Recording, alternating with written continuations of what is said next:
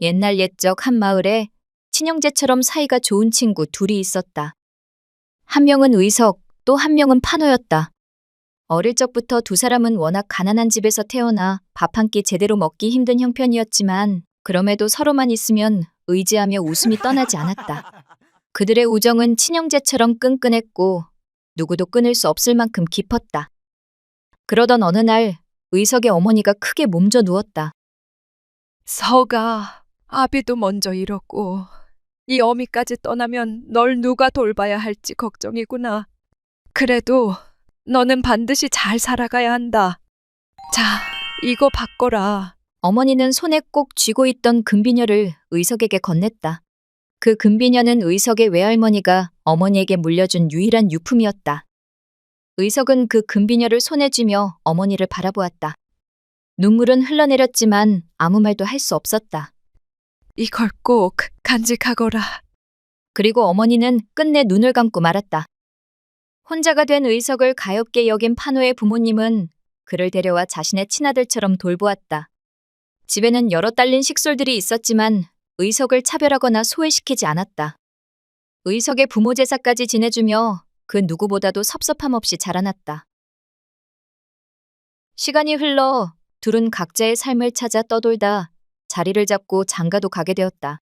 그럼에도 여전히 둘은 친형제처럼 가까운 관계를 유지하며 서로를 의지하며 살았다. 의석과 판호는 더 이상 단순한 친구가 아니라 서로에게 가장 중요한 존재이자 유일한 친구였다. 그런데 어느 날 판호의 아내가 아들을 낳고 얼마 되지 않아 이유 없이 시름시름 앓으며 일어나지 못했다.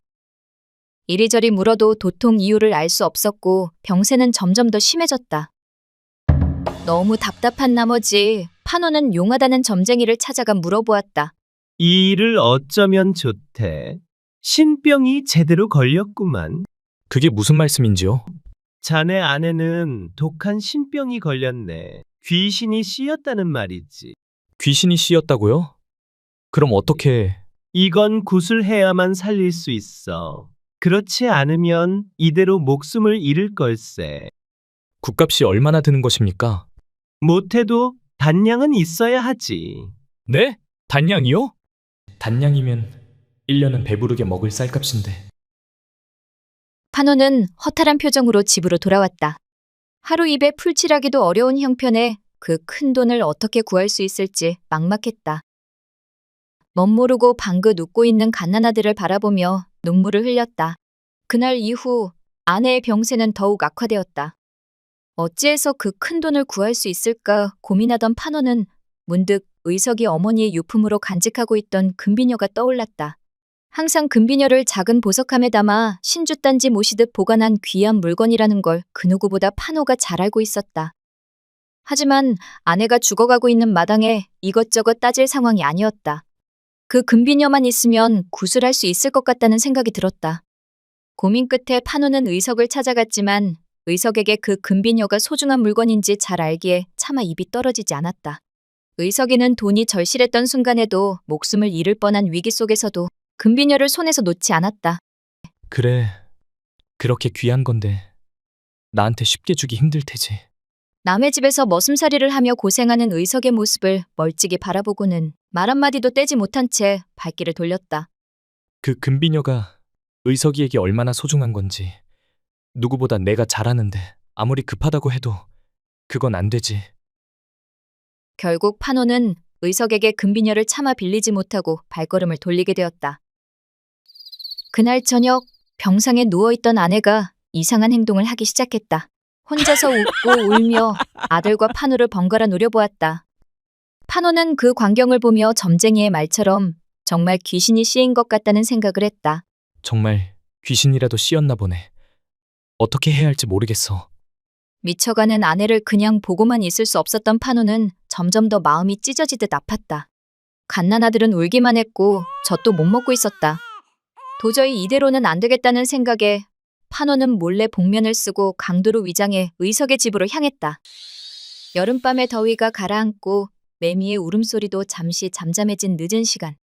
드디어 의석의 방에 호롱불이 꺼지고 모든 이가 잠든 걸 확인하자 판호는 조심스럽게 방문을 열고 살금살금 집 안으로 들어갔다. 의석이 금비녀를 보석함에 넣어 장롱 깊숙한 곳에 숨겨두는 것을 알던 판호는 조용히 장롱 쪽으로 다가가 손으로 더듬으며 금비녀가 담긴 보석함을 겨우 찾아냈다. 두 손에 금비녀를 꼭 쥐고 돌아서려던 찰나 갑자기 의석의 갓난딸이 큰 소리로 울기 시작했다. 그 소리에 잠에서 깬 의석은 복면을 쓴 판호를 강도로 오인하고 소리쳤다. 도둑이다! 도둑! 그 순간 의석은 동네가 떠나갈 듯 소리를 지르고는 필사적으로 판호가 덮어쓴 복면을 벗겼다. 고개를 들지 못하는 판호의 얼굴을 마주한 순간 의석은 순간적으로 어찌할 바를 모르고 멈칫했다. 그러나 그때 판호는 금비녀를 꼭 쥔 채 아무 말 없이 주랭랑을 치기 시작했다. 의석은 금비녀를 쥐고 도망치는 판호를 뒤쫓아 달려갔다. 그러나 칠흑 같은 어둠 속에서 의석은 발을 헛디디며 넘어졌고 바닥에 널브러진 통나무에 발이 걸려 그대로 앞으로 꼬꾸라졌다. 얼마나 크게 다친 건지 의석은 꼼짝도 못하고 의식도 희미해져 갔다. 그때 헐레벌떡 뛰던 판호가 뒤를 돌아보니 넘어져 크게 다친 의석이 보였다. 어둠 속에 희미하게 보이는 친구의 모습은 처참했다. 판호는 더 이상 발걸음을 뗄 수 없었다. 숨을 거칠게 몰아쉬던 그는 결국 도망치던 길을 멈추고 의석에게 돌아갔다. 넘어지면서 나무에 걸려 얼굴을 크게 다친 의석은 정신을 제대로 차리지 못하고 있었다. 피범벅이 된 얼굴을 보자 판호의 가슴이 무너져 내렸다. 의석아, 정신 차려.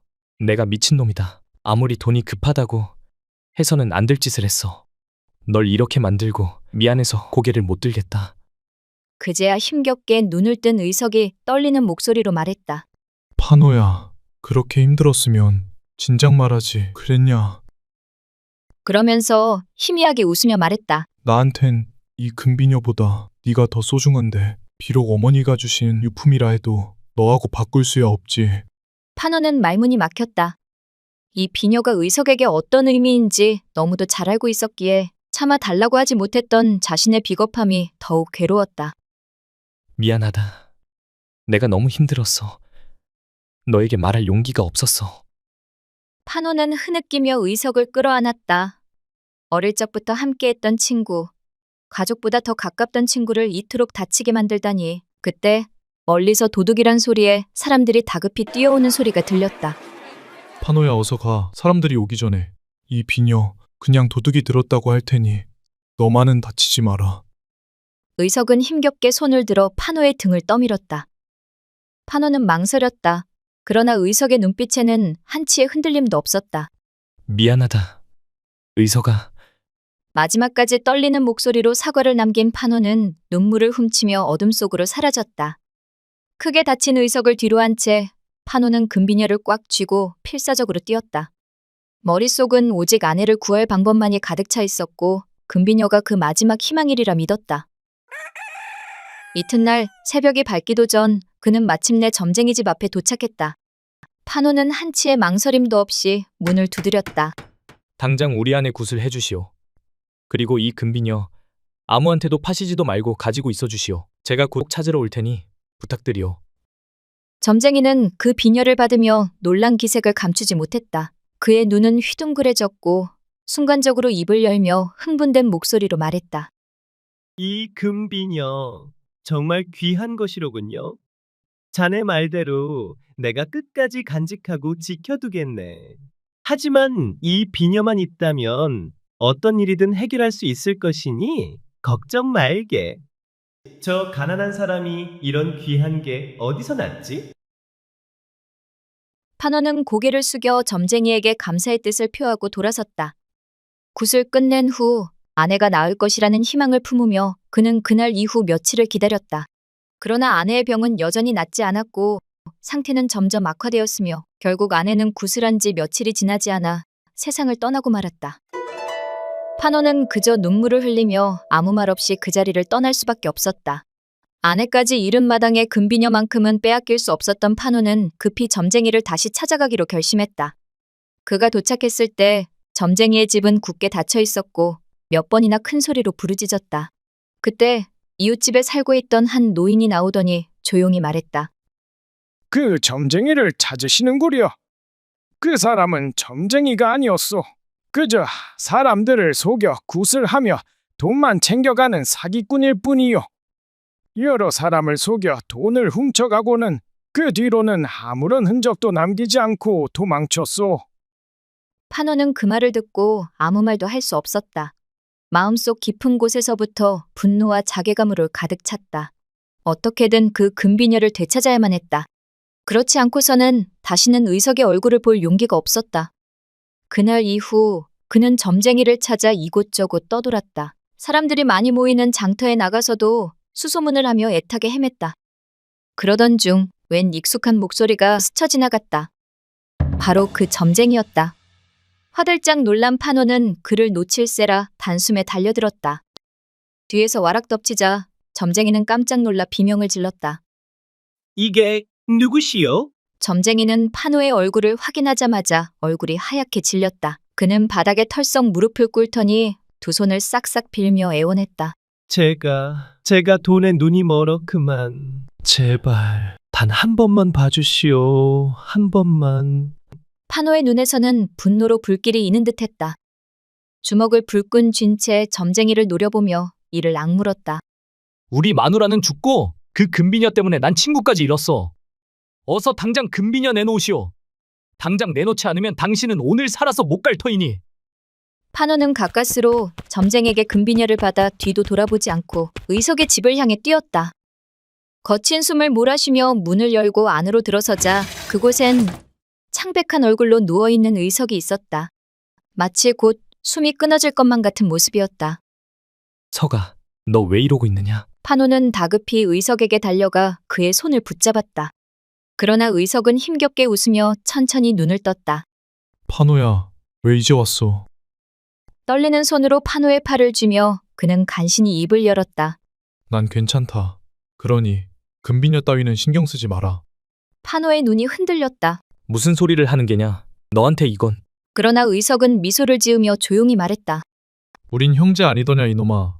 그까짓 금비녀가 무엇이 중헌디. 그때 조용히 방문이 열리더니 한 여인이 차를 들고 방으로 들어왔다. 의석의 아내였다. 얼마 전에 도둑이 들었지 뭐예요. 그녀는 깊은 한숨을 내쉬며 말을 이었다. 그 도둑을 잡으러 나갔다가 남편이 그만 통나무에 걸려 넘어졌는데 크게 다쳐서 위독한 상태예요. 판호는 그제야 의석 I don't ever slow up, no I don't take shit. I got no love for the fakeness. If you wanna play tough and wanna hate this, I'll always show up. I don't ever slow up, no I don't take shit. I got no love for the fakeness. If you wanna play tough and wanna hate this, I'll always show up and make a statement. I don't ever slow up, no I don't take shit. I got no love for the fakeness. If you wanna play tough and wanna hate this, I'll always show up and make a statement. Everything I do so instinctive and so passionate. Every word I move so descriptive like an adjective. I got a vendetta against people who patented being negative when you should be getting after it. I got facts over tracks, this and that. Spitting slow, spitting fast. I could roast, I could gas. Think I'm okay at last, but I don't know if that can erase all the past. And the pettiness, a reflection of the emptiness. Hilarious, you think you're worth my time, you're delirious. Mysterious, because you hide behind a fake exterior. Inferior, you know I'll always be a bit superior. Get off of me, this ain't no humble brag. I want you to hear words, you can say them back. I want you to feel free from the chains at last, and to believe in what you got, it was built to last, yeah. Now that I've been put through hell, I never got anyone's help. I had to do it all myself. I don't ever slow up, no I don't take shit. I got no love for the fakeness. If you wanna play tough and wanna hate this, I'll always show up and make a statement. I don't ever slow up, no I don't take shit. I got no love for the fakeness. If you wanna play tough. 오랜 시간이 지나 판호는 아들과 함께 야채 농사를 지으며 장에 내다 팔고 있었다. 어느 날 아침 두 사람은 이른 새벽부터 장터로 향했다. 정성껏 기른 야채를 펼쳐놓고 손님을 맞이하는 것도 익숙한 일이었다. 오늘 무가 참 싱싱하네요. 늘 아침마다 찾아와 신선한 야채를 사가는 처녀가 말했다. 오, 찾아왔는가? 무가 아주 굵고 아삭한 게 가을무만 한 게 없지. 판호는 환하게 웃으며 말했다. 처녀는 밝은 미소를 지으며 물을 하나 들어보였다. 판호는 그런 그녀를 바라보며 흐뭇한 기분이 들었다. 볼수록 복스럽고 마음 씀씀이도 고운 처녀였다. 이런 아이를 며느리로 사오면 참 좋을 텐데. 그런 생각이 스쳤다. 처녀는 어릴 때부터 고아로 자라 부잣집 허대감의 여종으로 살아왔다. 아버지의 존재도 없이 자란 처녀가 한없이 가엾기도 했다. 결국 아들과 처녀는 판호의 설득에 따라 혼인을 하게 되었고 그렇게 신혼생활이 시작되었다. 처녀를 며느리로 맞이하며 신이 난 판호는 장에서 이쁜 옷과 장신구를 사다 선물했고 며느리가 힘들까봐 아침마다 일찍 일어나 밥도 대신 지어주었다. 딸처럼 지내며 며느리는 시아버지인 판호에게 한없이 다정하고 살갑게 대했다. 며느라, 네가 우리 아들보다 더 내 딸 같구나. 저도 아버님이 제 친아버지 같아요. 만약 아버지가 살아계셨다면 아마 아버님 같았을 거예요. 시아버지와 며느리 사이가 어찌나 좋은지 동네에 소문이 파다했다. 그러던 어느 날 장터에서 아들과 함께 야채를 팔고 있던 판호는 갑자기 거친 발소리에 놀라 고개를 돌렸다. 이놈, 여기 있었군! 3명의 사내가 성큼성큼 다가오며 판호의 아들을 거칠게 붙잡았다. 노름빚을 갚을 때가 됐다. 판호는 믿을 수 없다는 표정으로 아들을 바라보았다. 너 그게 사실이냐?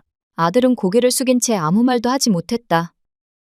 빚쟁이들은 판호의 아들을 끌고 가며 말했다.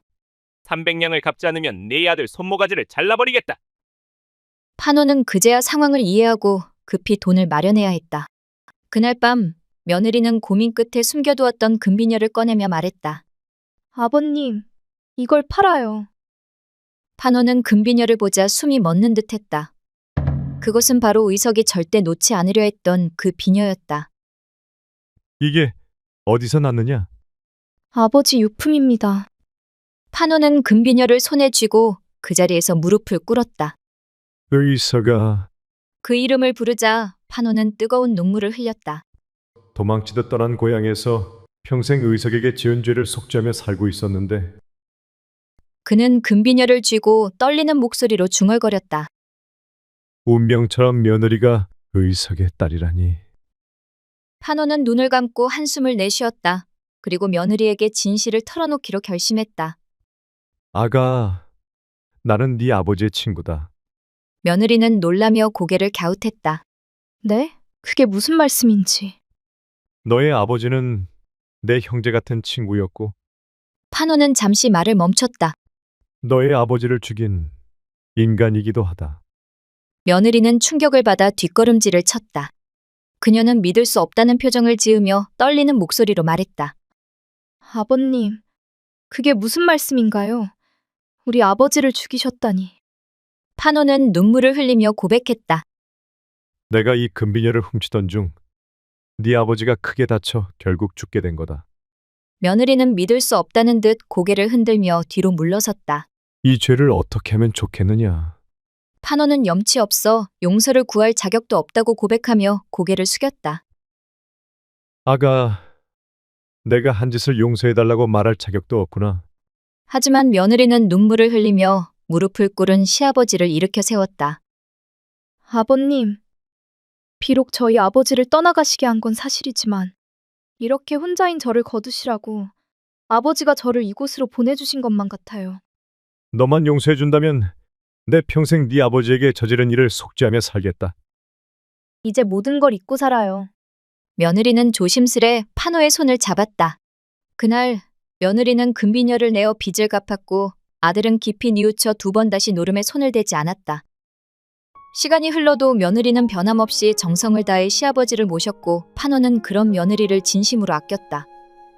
때때로 해질 무렵 마당에 나란히 앉아있으면 마치 오랜 가족처럼 따뜻한 공기가 감돌았다. 아가, 네가 없었다면 나는 평생 죄책감 속에서 살았을 거야.